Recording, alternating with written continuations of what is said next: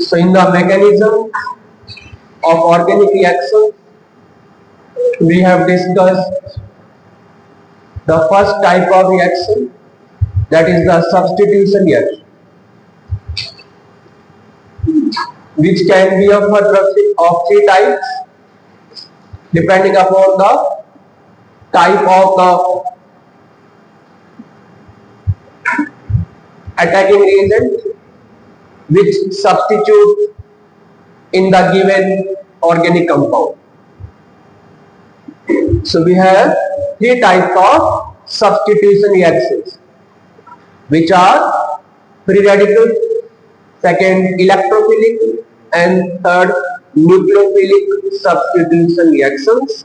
These are named depending upon the type of the attacking reagent which participate in the substitution reactions. In the previous lecture, we discussed about the different types of nucleophilic substitution reactions, and the main types are SN1 and SN2 reaction. Sorry.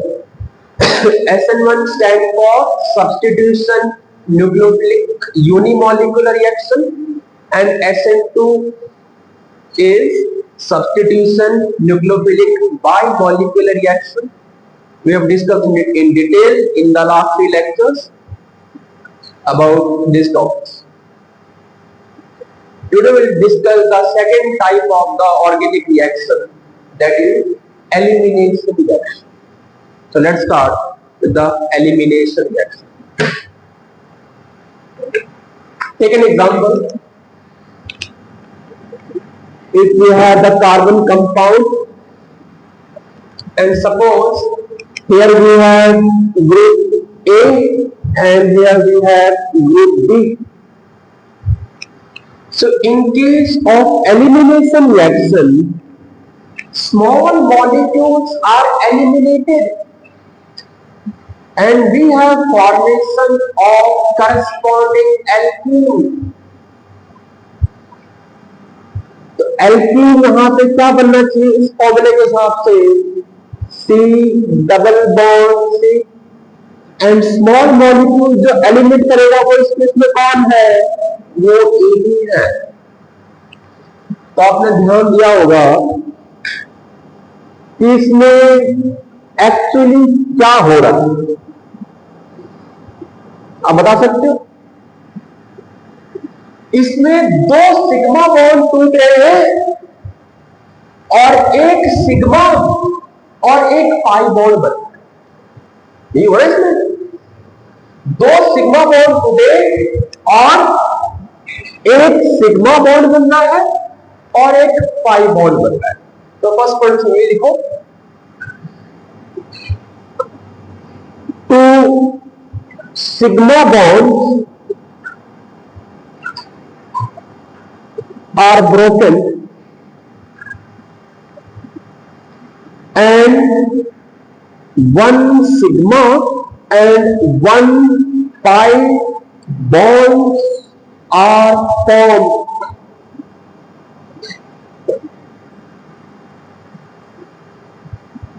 अच्छा, कौन सा bond strong bond होता है, sigma bond या pi bond? Sigma bond strong होता है। तो पहले ये स्टेबल था, अब ये अनस्टेबल की ओर जा रहा है। कोई भी सिस्टम अगर अनस्टेबल की ओर जाएगा तो क्या इजीली जाएगा, वो पॉसिबल नहीं है।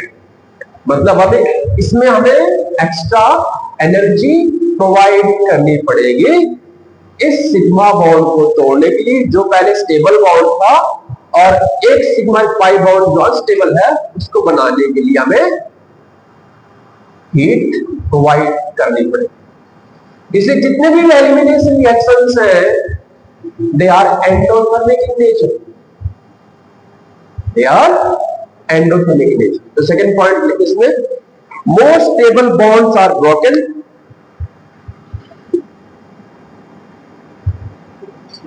मोर स्टेबल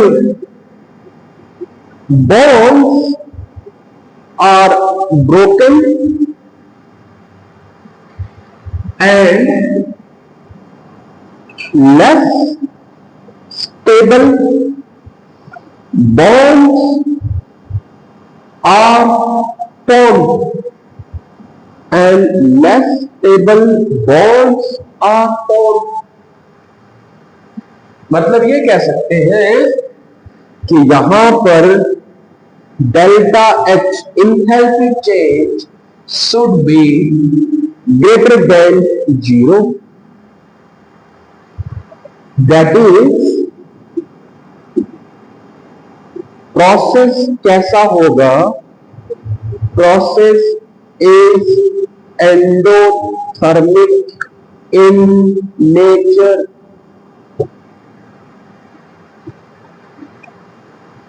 यहां पर एक रिएक्टेंट मॉलिक्यूल है, दो प्रोडक्ट के मॉलिक्यूल बन रहे हैं, नंबर ऑफ मॉलिक्यूल्स इंक्रीज कर रहे हैं. तो ये कह सकते हैं यहां पर रैंडमनेस या डिसऑर्डर, जिसको हम केमिस्ट्री लेवल में कहते हैं एंट्रोपी, पढ़ेंगे हम द चैप्टर ऑफ थर्मोडायनेमिक्स.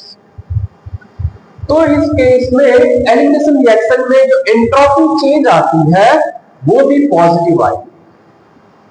और किसी भी सिस्टम की अगर एंट्रोपी चेंज पॉजिटिव हो रहा है ना, मतलब वो रिएक्शन स्पॉन्टेनियस की ओर जा रहा है.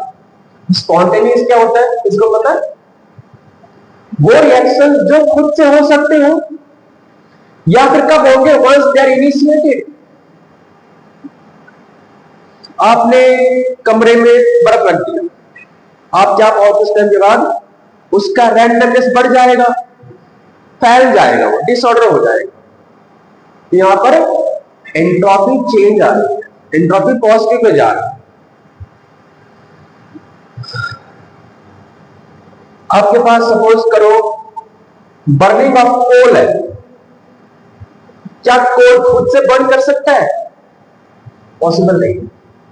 पर आपने इसको एक बार स्टार्ट करवा दिया, बर्न करवा दिया, तो फिर बाकी स्टेप को खुद करता रहेगा.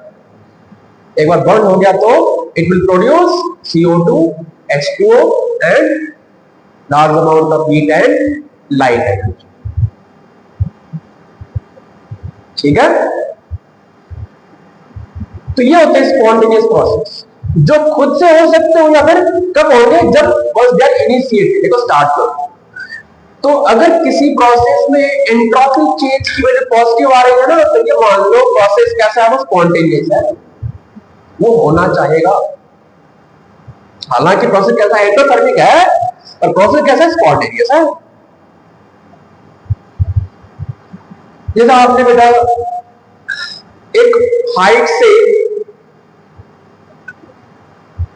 आप वाटरफॉल करवा रहे, प्रोसेस का स्पॉन्टेनियस है नहीं. आपने अगर इसको बर्तन को उड़ेल दिया, पानी अपने आप हायर लेवल से लोअर लेवल जाएगा. क्या उल्टा हो सकता है? लोअर से हायर लेवल जाएगा. कब जाएगा? मोटर के द्वारा जाएगा. मोटर बंद कर दोगे रुक जाएगा. मतलब वो इनिशिएट करने के बाद में नहीं हो रहा है. आपको उस केस में कॉन्टिन्यूअस एनर्जी प्रोवाइड करनी पड़ेगी, तभी वो प्रोसेस होगा. Such process are called non spontaneous process. आपको थोड़ा आइडिया दिया है कि स्पॉन्टेनियस और नॉन स्पॉन्टेनियस क्या होता है. तो इस केस में one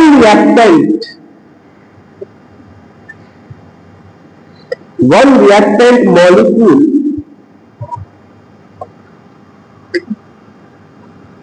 produces two product molecules. अगर बैलेंस इक्वेशन चेक करें ना, तो एक रिएक्टेंट से दो प्रोडक्ट बन रहे हैं, एक रिएक्टेंट से दो प्रोडक्ट बन रहे हैं. तो इस केस में ये कह सकते हैं दैट इज एंट्रोपी चेंज. ये डेल्टा एच का मतलब क्या था? Enthalpy change. अब क्या पढ़ रहे हैं? एंट्रोपी चेंज मतलब डिसऑर्डर, रैंडमनेस. उसका हम सिंबल यूज करते हैं डेल्टा एस. तो डेल्टा एस की वैल्यू भी इस केस में ग्रेटर देन इक्वल टू 0 होगी। ठीक है, किसी ने पढ़ा है गिब्स फ्री एनर्जी के बारे में? मैं तो पहले कुछ बताया हूं, फ्री एनर्जी क्या होती है। आपने देखा दो क्राइटेरिया है ये बताने के लिए कि प्रोसेस स्पॉन्टेनियस है या नहीं है। एक तो क्या है एंथैल्पी चेंज का, एक एंट्रोपी चेंज का। अगर कोई सिस्टम एनर्जी लूज कर रहा है ना, प्रोसेस कैसा होगा, एक्सोथर्मिक होगा, तो वो मैक्सिमम केस में प्रोसेस कैसा होता है, स्पॉन्टेनियस होता है। यहां तो एंडोथर्मिक है, एनर्जी तो देनी पड़ रही है, प्रोसेस क्या है, स्पॉन्टेनियस है। क्यों? यहां पे इसको ये फेवर कर रहा है। कौन फेवर कर रहा है? एंट्रोपी चेंज फेवर कर रहा है। तो हर जगह ये एप्लीकेबल नहीं है, हर जगह ये भी एप्लीकेबल नहीं है।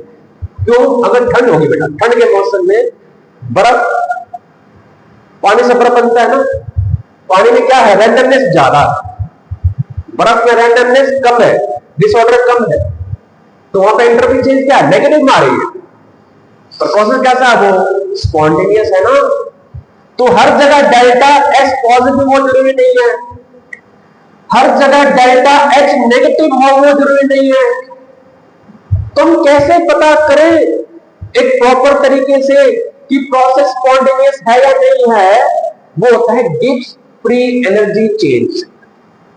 तो दोबारा बता रहा हूं, ये पढ़ेंगे थर्मोडायनेमिक्स में, यहां पे इसका कंसेप्ट है तो आपको बताना पड़ रहा है। तो गिब्स फ्री एनर्जी चेंज जिस भी सिस्टम के लिए, जिस भी प्रोसेस, चाहे फिजिकल या केमिकल प्रोसेस हो, अगर वो नेगेटिव है तो 100% केस में प्रोसेस कैसा, स्पॉन्टेनियस, नो एक्सेप्शंस। अगर गिब्स फ्री एनर्जी, वो क्या होता है, the amount of energy available to a system which can be converted to useful work, इसका एक्चुअल डेफिनेशन है केमिस्ट्री में। तो अगर गिब्स फ्री एनर्जी चेंज किसी भी सिस्टम के लिए नेगेटिव में आ रहा प्रोसेस कैसा होगा, स्पॉन्टेनियस होगा। पॉजिटिव में आया तो नॉन स्पॉन्टेनियस होगा। जीरो आ गया तो वो सिस्टम इक्विलिब्रियम में। That means the process can occur in both forward and backward direction. तो अगर स्पॉन्टेनियस प्रोसेस हो, for spontaneous process delta G का फॉर्मूला होता है। डेल्टा जी क्या इसमें, जो आपको बताया था मैंने, Gibbs free energy change, Gibbs free energy change, इसका फॉर्मूला होता है delta G should be less than equal to 0। और जो डेल्टा जी का रिलेशन है उसमें डेल्टा एच और डेल्टा एस के रेस्पेक्ट में वो रिलेशन ये है बेटा, delta G is equal to delta H minus T delta S, ये रिलेशन। डेल्टा जी क्या है, गिब्स, डेल्टा एच क्या है, एंथैल्पी चेंज, डेल्टा एस क्या है, एंट्रोपी चेंज, टी इसमें क्या आ गया, टेम्परेचर, टी इसमें क्या है, टेम्परेचर। अब मुझे बताओ बेटा, अगर एलिमिनेशन रिएक्शन के लिए डेल्टा एच पॉजिटिव में है, डेल्टा एस भी पॉजिटिव में है, तो डेल्टा जी नेगेटिव कब आएगा? सोचो, ये क्या है बेटा, पॉजिटिव में है for the elimination reaction. Delta S भी किसमें आता है, इसमें अब लिखा हुआ है, ये पॉजिटिव में है और ये भी पॉजिटिव में है। ये नेगेटिव कब आएगा, जब इसका प्रोडक्ट इससे ज्यादा हो, है ना। जब टी डेल्टा एच का प्रोडक्ट, सपोज करो कि डेल्टा एच हमारा 100 किलोजूल पर मोल बेटा और डेल्टा एस हमारा, ये टी डेल्टा एस कितना आ जाएगा, 200 आ जाएगा मान लेते हैं। बीच में साइन कैसा है, माइनस है, तो ओवरऑल कैसा आएगा, माइनस में आएगा, तभी तो प्रोसेस कैसा होगा, स्पॉन्टेनियस होगा। तो एलिमिनेशन रिएक्शन के लिए डेल्टा जी नेगेटिव कब आएगा, जब टी डेल्टा एस का प्रोडक्ट डेल्टा एच से ज्यादा हो, या फिर ये कह सकता हूं मैं कि टी हाई हो, हाई टेम्परेचर पे। इसलिए एलिमिनेशन रिएक्शन कब होता है, हाई टेम्परेचर पे होता है। बस ये बताने के लिए आपको इतना समझाना पड़ा कि एलिमिनेशन रिएक्शन कब होता है, only at higher temperature. So for delta G, for delta G less than 0, T delta S should be greater than delta H. That is, the process occurs at high temperature.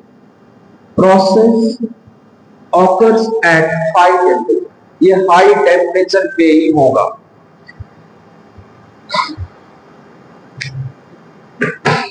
ये है main points elimination reaction के। अब इसके दो type होते तो तीन type है, E1, E2 और ये E1 कॉन्जुगेट बेस वाला, और हमारे समझ दो ही है, E1 और E2 रिएक्शन।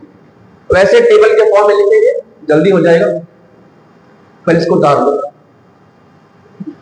तो कपड़ा किसके पास है,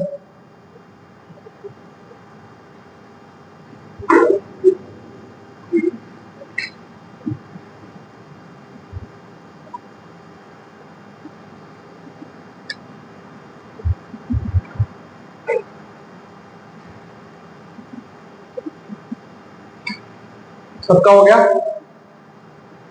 रहता है। ये लिखा है मैंने ऑकर्स, काफी छोटा लिख दिया मैंने, दिख रहा है पीछे से, the process occurs at high temperature.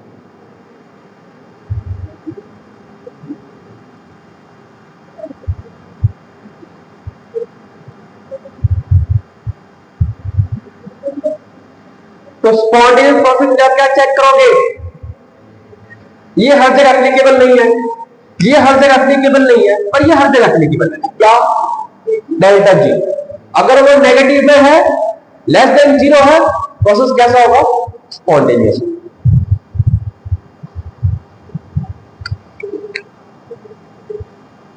हो गया।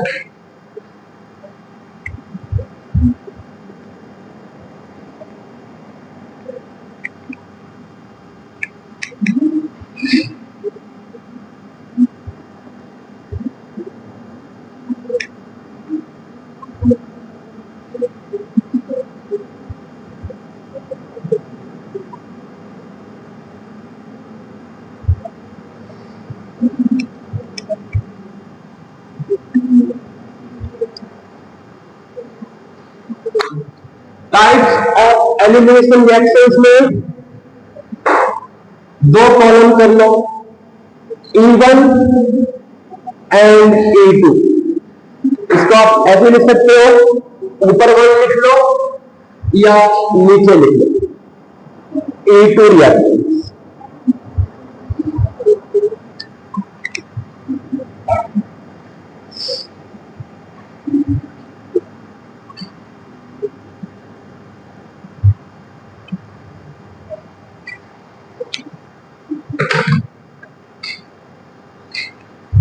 वन से ताल्लुक, वन का मतलब भैया जो पहले था यूनिमॉलिक्यूलर। तो E1 का फुल फॉर्म क्या होगा, ये है unimolecular elimination reaction.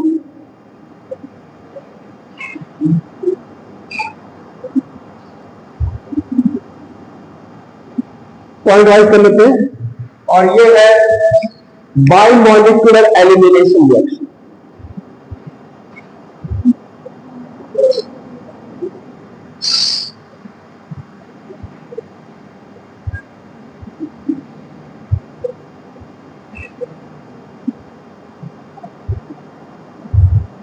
Bimolecular elimination reaction.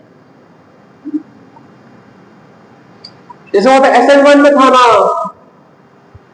कि SN1 में जो रेट है डिपेंड किसने करता है, सिर्फ और सिर्फ कंसंट्रेशन ऑफ एल्काइल हैलाइड पे, सबस्ट्रेट पे। वही सेम यहां पर भी है, तो सेम पॉइंट यहां पे लिख दो। Rate of E1 reaction is directly proportional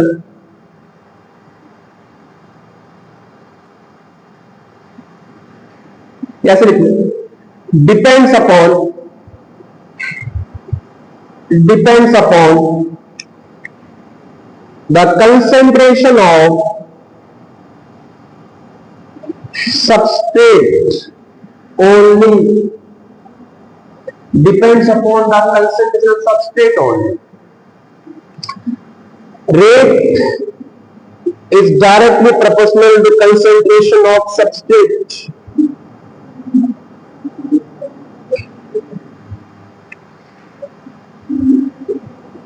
बातें नहीं बन का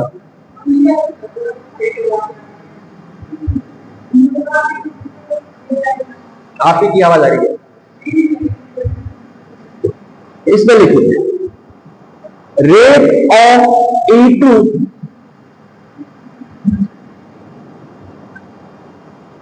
depends upon concentration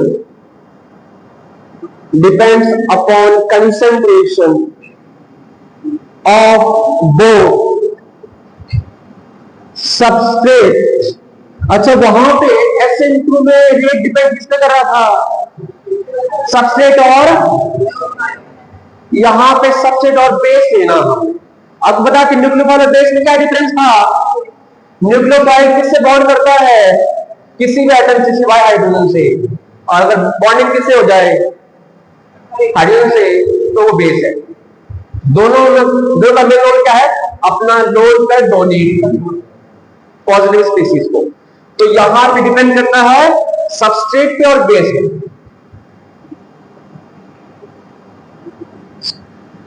and base तो rate is directly proportional to the concentration of substrate and concentration of base।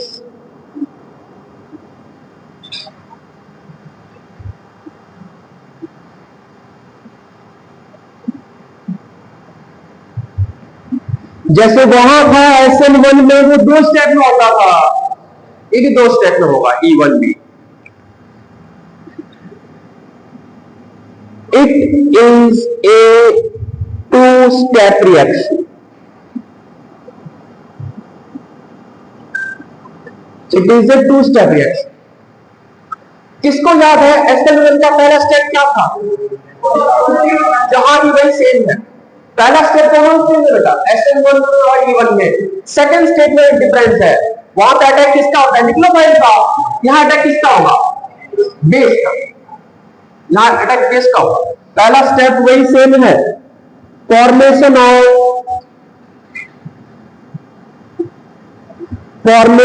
Of carbocation, formation of carbocation. आपके पास सपोज करो जो मैंने ऊपर रिएक्शन लिखा था ना ऐसे कि यहां पर X अटैच्ड है, सपोज करो यहां पे कोई A एटम या ग्रुप ऑफ एटम अटैच्ड है, एटम वो A हमारा hydrogen Hume actually, it hydrogen. तो पहला स्टेप क्या है, पहला स्टेप हमारा स्लो स्टेप है, और आपको पता है स्लो स्टेप को हम क्या बोलते हैं, आरडीएस। आरडीएस क्या होता है, रेट डिटरमाइनिंग स्टेप। अगर ये हमारा X more electronegative as compare to carbon, ये इसमें क्या लिविंग ग्रुप है, जैसे वो था ना आयोडाइड, ब्रोमाइड, क्लोराइड। तो जब अपना ये लिविंग ग्रुप इलेक्ट्रॉन बाहर लेके जाएगा तो साथ इसका भी निकल जाएगा, तो कार्बन चार्ज कैसा आ जाएगा? पॉजिटिव। एक मिनट आपने लिखा नहीं हो तो थोड़ा करेक्शन कर लेना। यहां पे ए क्या लेंगे? एच ही लेंगे बेटा। ए क्या लेंगे? एच लेंगे। बगैर एच के तो रिश्ता होगा ही नहीं। तो यहां पर कार्बन पे चार्ज कैसा आ गया? पॉजिटिव। क्या है ये? जब कार्बन पे चार्ज पॉजिटिव क्या कहलाता है बेटा? वो कार्बन कटायन। और दुनिया में जहां जहां कार्बन कटायन बनेगा क्या होगा? तो लिखो bracket, rearrangement is possible. Rearrangement is possible है तो करवाना है रिएक्शन में, तब आगे बढ़ना आपने।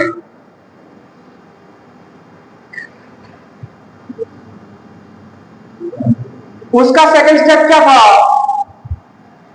Attack of nucleophile. यहां अटैक कौन करेगा? बेस।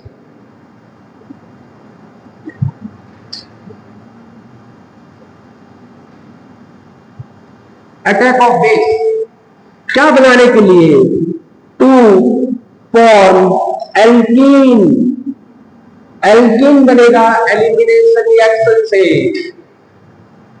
देखो बेटा, अच्छा एक बात तो बताना भूल ही गए, ये टूटेगा कैसे? जो वहां पे था ना, मेन रोल किसका होगा? सॉल्वेंट का।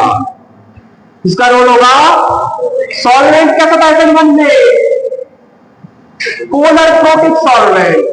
जो SN1 में है वो यहां इन्वॉल्व में है, तो सॉल्वेंट कौन सा लोगे? बोलो। पोलर प्रोटिक सॉल्वेंट होना चाहिए।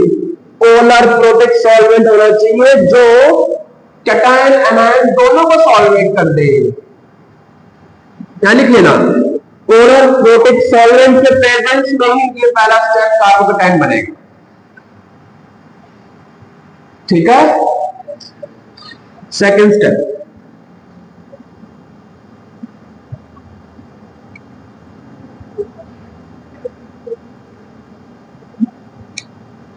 कार्बन पे चार्ज पॉजिटिव है, यहां पे हाइड्रोजन है जो E1 रिएक्शन। इसका एक और नाम क्या है? Alpha beta elimination reaction. इसका एक और नाम क्या है? Alpha beta elimination. मतलब अल्फा कार्बन से क्या रिमूव किया? अल्फा कार्बन से क्या रिमूव किया? हाइड्रोजन। और बीटा से क्या रिमूव करेगा? हाइड्रोजन। इसलिए इसका एक और नाम क्या है? D hydrohalogenation reaction. डी मतलब रिमूवल। किसका हो रहा है? हाइड्रोजन का भी और हेलोजन का भी। तो नाम क्या पड़ गया? Dehydrohalogenation reaction, also known as alpha beta elimination reaction. ये अल्फा कार्बन था, ये बीटा कार्बन है। बीटा कार्बन से बेस, बेस का सिंबल क्या लिखते हैं हम? B, lone pair negative. अब ये बेस इस कार्बन पर अटैक नहीं करेगा, ये न्यूक्लियोफाइल नहीं है, ये किस पर अटैक करेगा? मुझको चाहिए क्या? हाइड्रोजन चाहिए, मुझे कार्बन से बॉन्ड ही ना। तो फिर जब ये इससे बॉन्ड रहेगा, जब इसके पास पहले से इलेक्ट्रॉन्स हैं, तो क्या ये अपने इलेक्ट्रॉन लेके जाएगा? नहीं लेके जाएगा। किसको? कार्बन को। तो यहां पे बीच बॉन्ड कौन सा बन गया? Double bond. बीच में डबल बॉन्ड, और साथ में क्या बन गया? बी और एच, BH एसिड बन गया। ये बेस का कॉन्जुगेट एसिड बन गया ये। पर ये कब होगा? या लिख लेना, ये हाई टेम्परेचर पे होगा। कब होगा बेटा? ये हाई टेम्परेचर। अगर लो टेम्परेचर लिया ना तो क्या होगा? SN1 हो जाएगा। आपने ध्यान दिया है? यहां तक स्टेप सेम है, सबस्टेप भी सेम है, सॉल्वेंट भी सेम है, तो प्रोडक्ट अलग क्यों बन रहे हैं?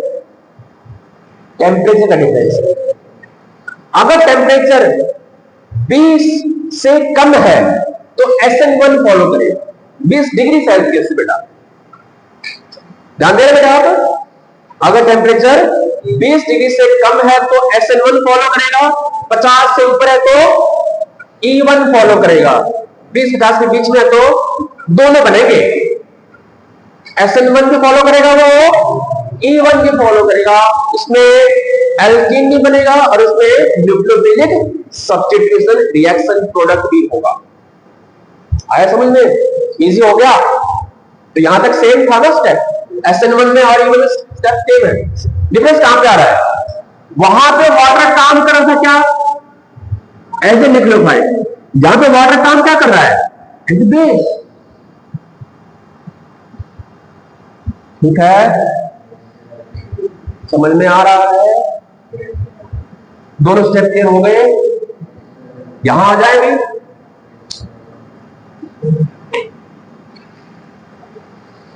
अच्छा, स्टेप में और क्या निकल रहा है? प्लस में क्या निकाल देना? X negative. ये इसमें लिविंग ग्रुप है। पहले स्टेप में एक्स नेगेटिव निकाल देना। अच्छा, SN2 कितने स्टेप में होता था? एक स्टेप में। तो ये भी एक स्टेप में होगा।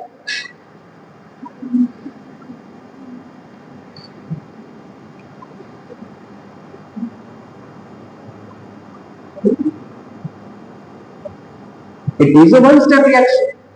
SN2 में कुछ बन रहा था जहां पे कार्बन के 5-5 बॉन्ड बन रहे। उसका नाम क्या था? TS। TS मतलब क्या है? Transition state. यहां भी बनेगा ट्रांजिशन स्टेट, पर उससे फिर फर्दर क्या बनेगा? एल्कीन बन जाएगा, क्योंकि यहां पर न्यूक्लियोफाइल नहीं, वो बेस की तरह काम कर रहा है। वो बॉन्ड किससे बनाएगा? हाइड्रोजन के साथ में, ना कि कार्बन के साथ। देखो कैसे हो रहा है ये। आपके पास सपोज करो ये एल्कीन RCH, इससे अटैच्ड है X और यहां पर है ये H। वही हाइलाइट है ना, XP है, अल्फा कार्बन पे क्या है? हेलोजन है, बीटा कार्बन पे कम से कम एक तो H होना चाहिए। अगर एक भी H नहीं है ना तो ना E1 होगा ना ही E2 होगा। बीटा कार्बन में कम से कम एक क्या होना चाहिए? हाइड्रोजन अटैच्ड होना चाहिए। अब सारा एक स्टेप में हो रहा है, तो यहां पे बेस सॉल्वेंट लेंगे, अलग से ऐड करेंगे। उसमें अलग से ऐड करें ना न्यूक्लियोफाइल, स्ट्रॉन्ग न्यूक्लियोफाइल यूज करें थे, तो यहां भी स्ट्रॉन्ग बेस यूज करेंगे जो वेट ना करे कार्बोकेटाइन बनने के लिए। पहले अटैक कर दे। वहां पे न्यूक्लियोफाइल किस पे अटैक कर रहा था? कार्बन पे, या किस पे अटैक करेगा? हाइड्रोजन पे अटैक करेगा, बगैर कार्बोकेटाइन बने। वेट नहीं करेगा कार्बोकेटाइन बनेगा, क्योंकि ये स्ट्रॉन्ग बेस है। यहां पे ये वीक बेस था, सॉल्वेंट ही बेस था। यहां पे अलग से हम सॉल्वेंट ऐड करेंगे और अलग से बेस ऐड करेंगे, सरलता है। यहां पे सॉल्वेंट पर कौन सा होगा? जो वहां था पोलर ए प्रोटीन। कौन सा यूज करेंगे सॉल्वेंट? पोलर ए प्रोटीन। और स्ट्रॉन्ग बेस यूज कर रहे हैं, स्ट्रॉन्ग बेस।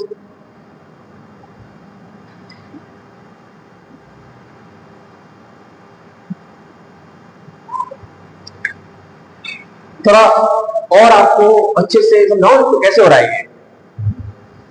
थोड़ा चेंज करूंगा मैं, थोड़ा मुंह मत बनाना कि आप कटिंग करवा रहे हो।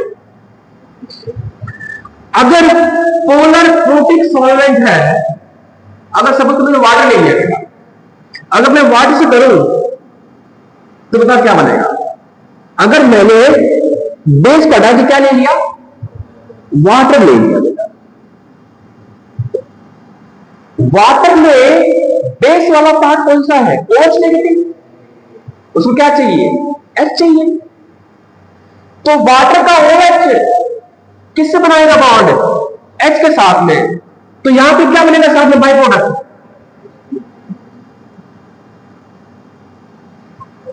और जो वाटर में क्या बच गया? H और इसका क्या बचा है? X। क्या बन जाएगा? HH।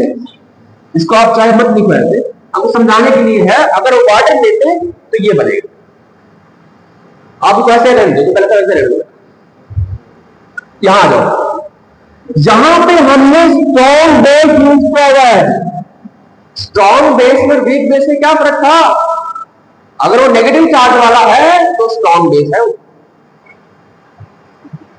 यहां पे हमने वाटर ले लिया था इसको, यहां क्या ले लेंगे?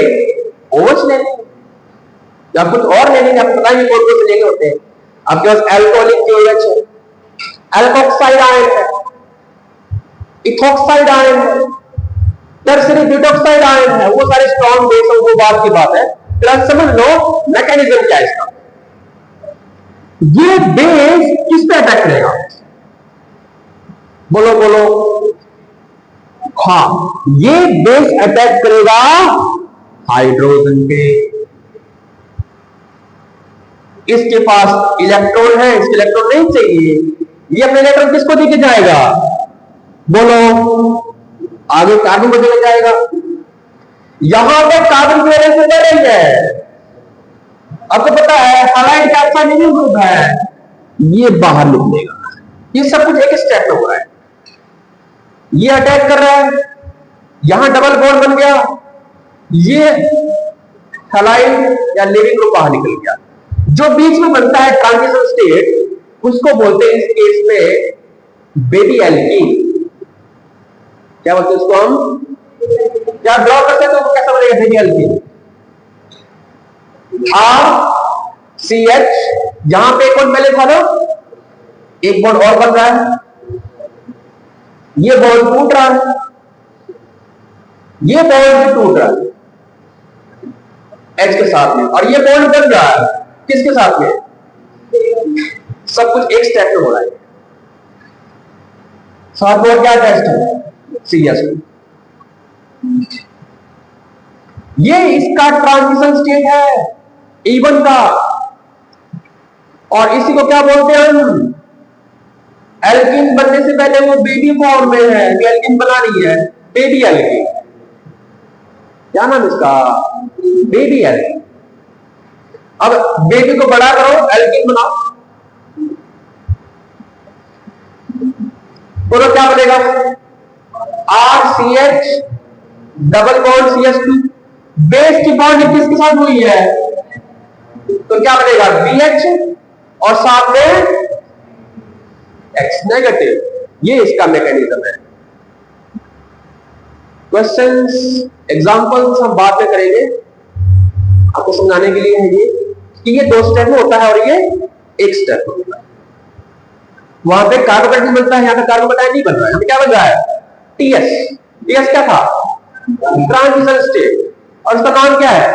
Baby alkene. यहां तो बता रहा हूं।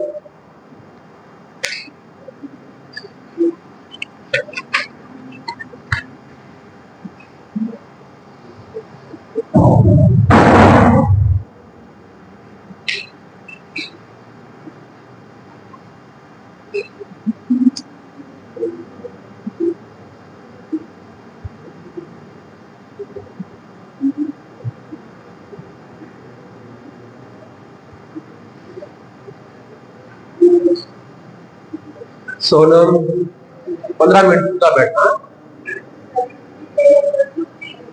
कोई बात रिकॉर्डिंग बोले।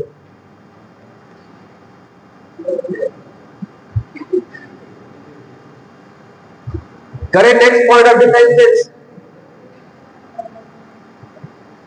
हो गया? रब कर दो।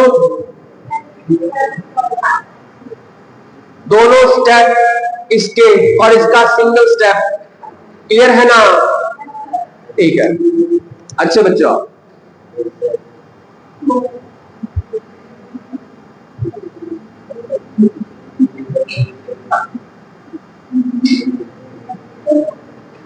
Polar aprotic solvent, polar aprotic solvent.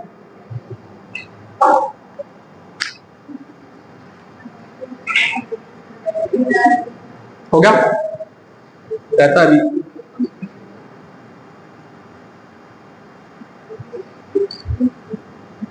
कोई नहीं, 1 मिनट फालतू लग जाएंगे, take your time.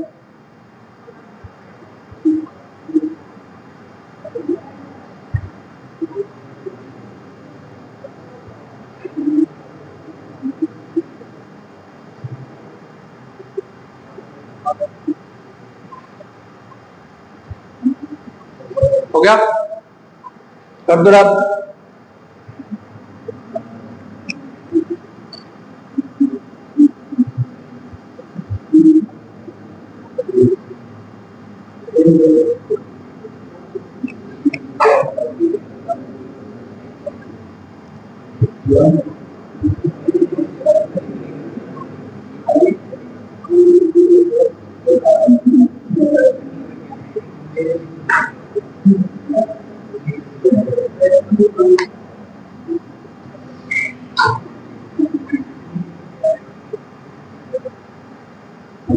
Next point, इसमें आप बेस कौन सा यूज कर रहे हो बेटा, स्ट्रॉन्ग या वीक बेस?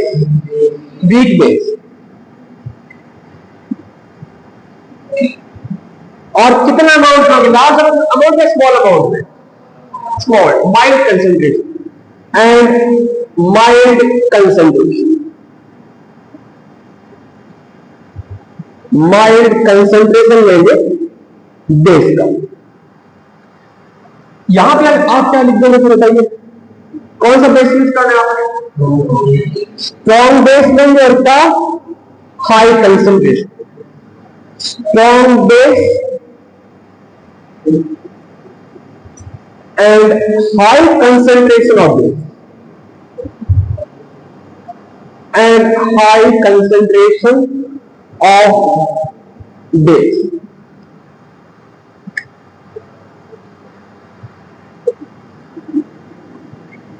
सॉल्वेंट के बारे में क्या ख्याल है?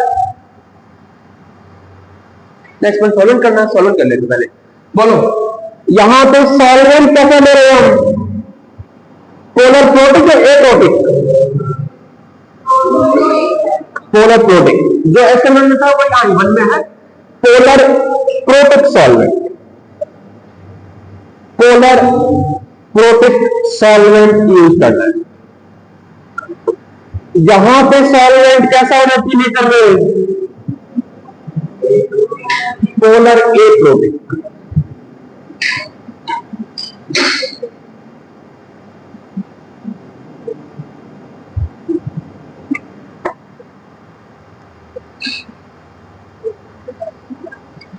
Next,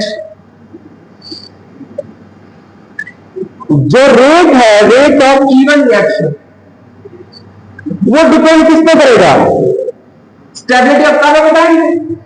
so rate is directly proportional to the stability of the carbocation, stability of the carbocation.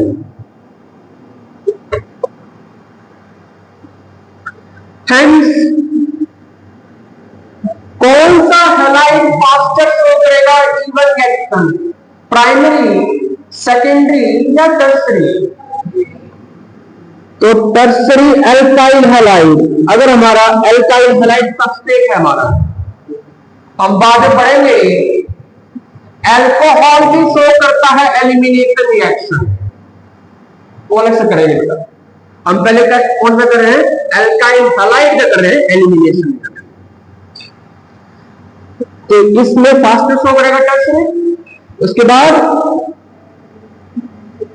Secondary halide और उसके बाद प्राइमरी है। प्राइमरी तो ऐसे सॉरी E1 शो करता ही नहीं, वो E2 शो करेगा। यहां तो कार्बोकेटाइन के रिस्पेक्ट में तो बेस्ट स्टेबिलिटी, यहां तो बनता नहीं है, तो यहां पे आप कैसे शो करोगे? देखो SN2 में क्या था, वो न्यूक्लियोफाइल कार्बन पे अटैक कर रहा है, जहां बेस कहां अटैक कर रहा है, हाइड्रोजन पे। वो तो हर एक कार्बन के पास है, जितने हाइड्रोजन ज्यादा होंगे उतना उसके पास चांस होगा बेस का उसको रिमूव करने के लिए। है ना। और उसके करस्पॉन्डिंग जो एल्कीन बनेगा वो स्टेबल कब बनेगा? Use the concept of hyper conjugation. कौन सा एल्कीन स्टेबल होता है? जिसके पास अल्फा हाइड्रोजन ज्यादा हो। तो जितना क्राउड में बढ़ेगा उतना ही स्टेबल एल्कीन होगा। और वो एल्कीन किससे बनेगा? जितना उसमें हाइड्रोजन ज्यादा होंगे। तो यहां पर भी E2 का रेट E1 से मैच करेगा। कौन फास्टर शो करेगा? टर्सरी वन, उसके बाद सेकेंडरी, उसके बाद प्राइमरी। तो कंपेयर करें चारों को, ध्यान देना, full focus on board and me. आपके पास 4 रिएक्शन अपन कर लिए, कौन कौन से? SN1, SN2, E1, E2। SN1 में ऑर्डर क्या था? Tertiary, secondary, primary. SN2 में ऑर्डर क्या है? वो उल्टा था, primary, secondary, tertiary. E1, E2 में ऑर्डर क्या है? Same, tertiary, secondary, primary. एक जगह पे डिफरेंस है, कहां पे? SN2 में। SN2 में स्टेक हिंड्रेंस की वजह से ऑर्डर क्या बन गया था? प्राइमरी, सेकेंडरी और टर्सरी। अदरवाइज चाहे SN1 हो, चाहे E1 हो, चाहे E2 हो, ऑर्डर क्या आएगा? Tertiary, secondary. यहां लिखना, rate is directly proportional to the stability of the alkene. Stability of the alkene पे डिपेंड करेगा। और याद ना रहे कि एल्कीन स्टेबल किससे होगा, तो ब्रैकेट में लिख लेना। कौन सा कंसेप्ट यूज करना आपने? Use concept of hyper conjugation से। किससे? बोलो, हाइपर कॉन्जुगेशन कंसेप्ट यूज करना आपने स्टेबल करने के लिए। इसलिए यहां पर भी हेंस जो रेट है E2 रिएक्शन का, वो भी फास्टर किसमें होगा? हाँ, टर्सरी हैलाइड। रेट का ऑर्डर लिख लिया, रेट का ऑर्डर है ये रेट का ऑर्डर है। रेट का ऑर्डर क्या होगा? Tertiary alkyl halide react faster than secondary alkyl halide, और लीस्ट किसमें होगा? प्राइमरी अल्काइल हैलाइड में। चाहे E1 हो चाहे E2 हो, दोनों में टर्सरी, सेकेंडरी, प्राइमरी का ऑर्डर है। बस SN2 में फर्क पड़ता है।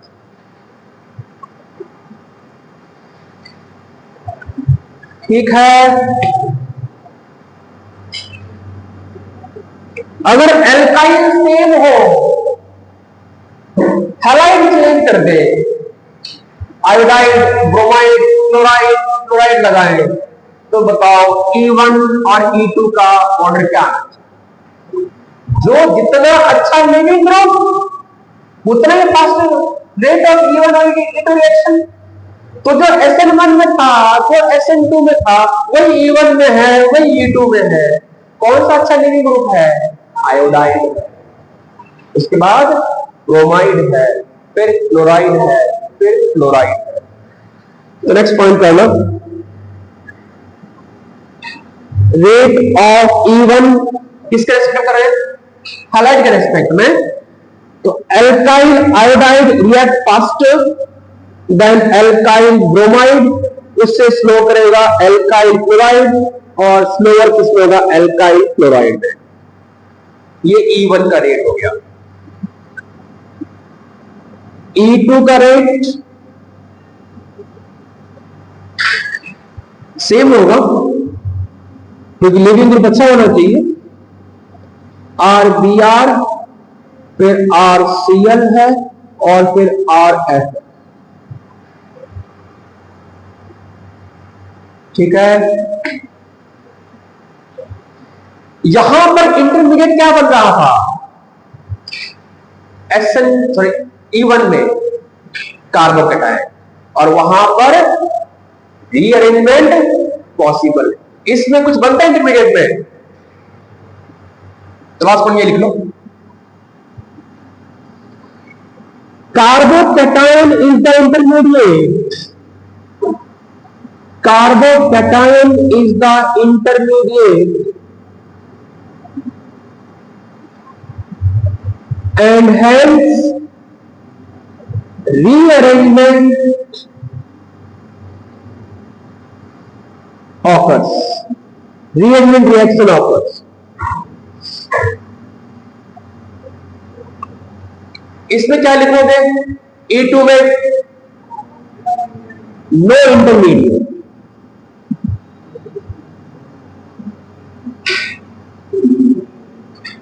and hence no rearrangement reaction, no rearrangement reaction.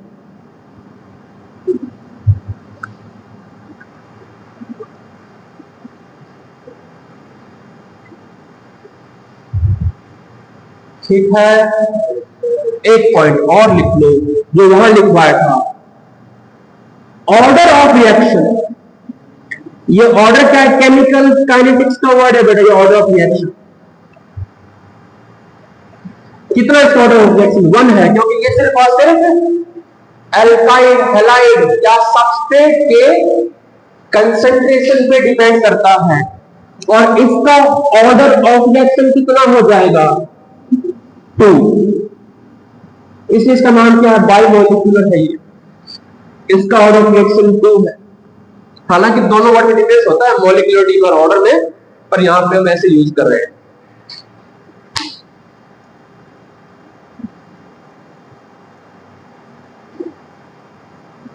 अब आपने पहचान कैसे करनी है कि कौन सा स्ट्रॉन्ग बेस है, वो टेबल भी आपको लिखवा देते हैं। कितना टाइम हो गया इसमें? तो वो भी टेबल लिख लेते हैं बेटा, पर इसको डाल दो।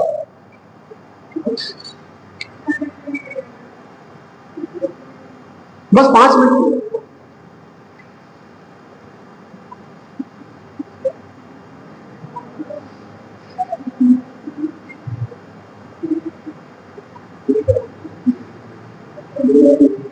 कल इसके क्वेश्चन सॉल्व करेंगे, E1 E2 साथ में SN1 SN2 के भी सारे मिक्स करेंगे कल। तो यहां तक का सारा लेक्चर पढ़ के आना।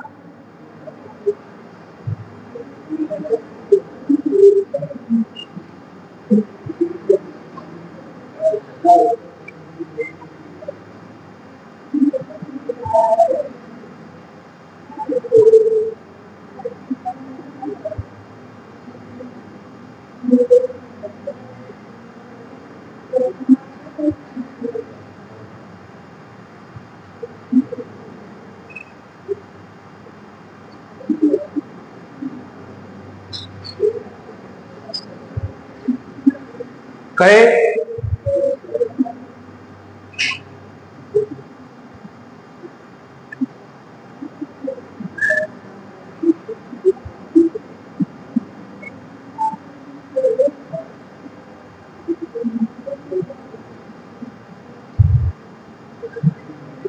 तो SN1 में और E1 में क्या फर्क है? एक ही फर्क है बस, टेम्परेचर का। अगर टेम्परेचर लो है तो सेकंड स्टेप में वो काम करता है न्यूक्लियोफाइल, टेम्परेचर हाई है तो काम करेगा बेस।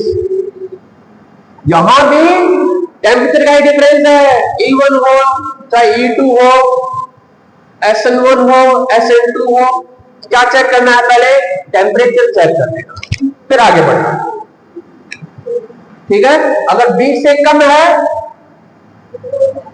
SN1 और SN2 देखना, चेक करना। 50 से ज्यादा है तो E1 E2 चेक कर लेना, 20 का दोनों बनेंगे। कर दो।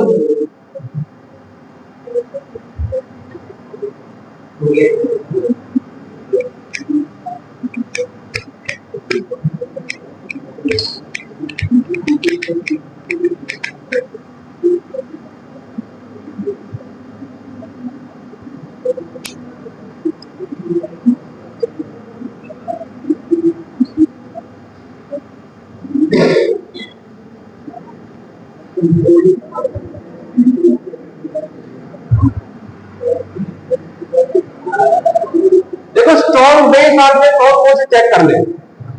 स्ट्रॉन्ग बेस कौन कौन सी?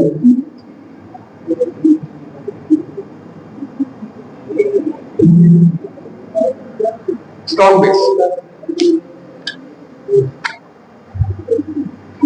अगर कहीं पे लिखा हो एल्कोहलिक केवच है, केवच किसने ऐड कर रखा है? अल्कोहल में, और साथ में दे दिया हीट भी कर रहे हैं, ये स्ट्रॉन्ग बेस है। ठीक है, अगर अल्कोहलिक केवच दे रखा है आरोप ऊपर और हीट कर दिया तो क्या होगा? वो स्ट्रॉन्ग बेस। अगर वो दे रखा है एक्वस केवच है और हीट नहीं कर रहा है तो वो न्यूक्लियोफाइल है, ध्यान देना। एक्वस केवच और हीट नहीं कर रहा तो न्यूक्लियोफाइल है, और अल्कोहलिक केवच और हीट कर रहा तो बेस है। एक्चुअली में न्यूक्लियोफाइल बेस में सेम ही है, वो बस क्या डिफरेंस है? टेम्परेचर का डिफरेंस है। सेकेंड, आपको कहीं मिल जाए सोडामाइड, फॉर्मूला क्या होता है? MaO2, और साथ में उसमें अमोनिया भी ऐड कर दिया, उसका प्रेशर और बढ़ा दिया, और साथ में हीट दे दिया तो वो एक स्ट्रॉन्ग बेस है। अगर हीट नहीं है तो न्यूक्लियोफाइल है, वो हीट दे दिया तो स्ट्रॉन्ग बेस है। आपको गिवन है CH3O नेगेटिव, आपको पता है स्ट्रॉन्ग न्यूक्लियोफाइल है ना, किसने ऐड कर दिया? उसी के प्रोटिक सॉल्वेंट में, मतलब उसमें H प्रेजेंट है। ये क्या, इसका नाम क्या है? मिथॉक्साइड है, मिथेनॉल में है। अगर हीट नहीं कर रहे हैं तो क्या है? वो हीट करके तो क्या है ये? हाँ, स्ट्रॉन्ग बेस है। Ethoxide ion CH3CH2O negative in the presence of CH3CH2OH और हीट कर दिया तो ये एक स्ट्रॉन्ग बेस है।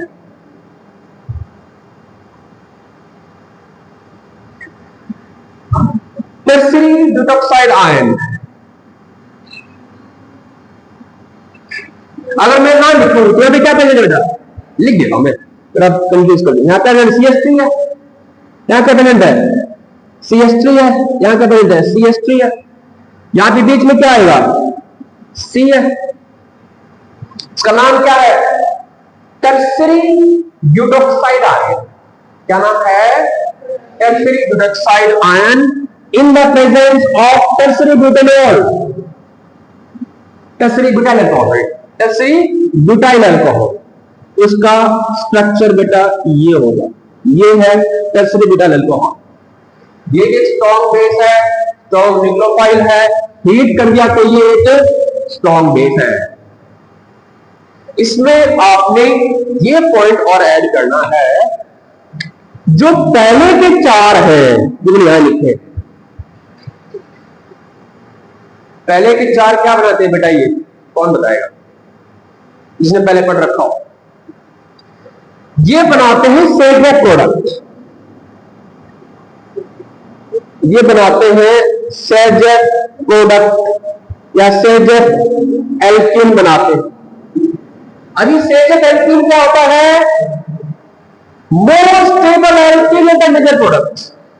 आपने हाइपर कॉन्जुगेशन चेक करना है, जिसमें अल्फा H ज्यादा है उसी का नाम है सेजेक एल्कीन, बस नाम चेंज कर।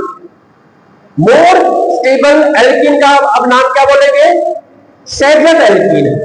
सेजेक alkene is the major product. Spelling दोबारा बोलो सेजेक की, दिख रहा आपको वहां से? SAYTZELL। सेजेक alkene is the major product. इसका मतलब क्या है? लिख लो, more stable alkene is the major product. More stable alkene is the major product. और मोर स्टेबल आप कैसे चेक करोगे? हाइपर कॉन्जुगेशन से। इसमें लास्ट वाले में जो बल्कि बेस है, बल्कि बेस अंदर वाले की तरफ नहीं जाएगा, वो कहां जाएगा? बाहर वाले की ओर जाएगा। तो ये मोर स्टेबल एल्कीन बनने का वेट नहीं करेगा, ये लेस स्टेबल एल्कीन से ही काम चला लेगा। तो इस केस में जो बल्की बेस है, ये बेस कैसा है लिख देना, ये बल्की बेस है, ये एक बल्की बेस है। तो बल्की बेस में मोर स्टेबल नहीं लेस स्टेबल एल्कीन बनता है लार्ज अमाउंट में, विदाउट क्या, क्योंकि वो अंदर वाले एच क्यों नहीं जा रहा, बाहर वाले एच से काम चला रहा है। और जो लेस स्टेबल एल्कीन, उसका नाम क्या है, हॉफमैन प्रोडक्ट। तो क्या बोलते हैं हम, हॉफमैन, हॉफमैन प्रोडक्ट कह लो, या हॉफमैन इस केस में एल्कीन बन रहा है। Hofmann alkene is the major product, is the major product. Hoffman alkene is the major product, मतलब less stable alkene is the major product. इसका मतलब क्या है, less stable alkene is the major product. Hoffman की HOFFMANN। तो बल्कि base कहीं दिख जाए वो एक ही है इसमें, कौन सा, टर्सरी ब्यूटॉक्साइड आयन, अगर वो है तो वो हॉफमैन एल्कीन बनाएगा, मतलब लेस स्टेबल एल्कीन बनाएगा लार्ज अमाउंट में। अगर स्मॉल बेस यूज कर रहे हैं, इन टर्म्स कोई भी एक बेस यूज कर रहे हैं आप, तो वहां पर सेजर एल्कीन मतलब मोर स्टेबल एल्कीन हमारा मेजर प्रोडक्ट होगा। ये पॉइंट क्लियर है बेटा, ये स्मॉल बेस है, स्मॉल बेस में मोर स्टेबल एल्कीन, उसका नाम क्या दे रखा है, सेजर एल्कीन। बल्कि बेस में लेस स्टेबल एल्कीन बनेगा मेजर प्रोडक्ट, उसका नाम क्या है, हॉफमैन, साइंटिस्ट के नाम पे है ये हॉफमैन प्रोडक्ट। ठीक है यहां तक। अब इनके क्वेश्चंस हम डिस्कस करेंगे नेक्स्ट लेक्चर।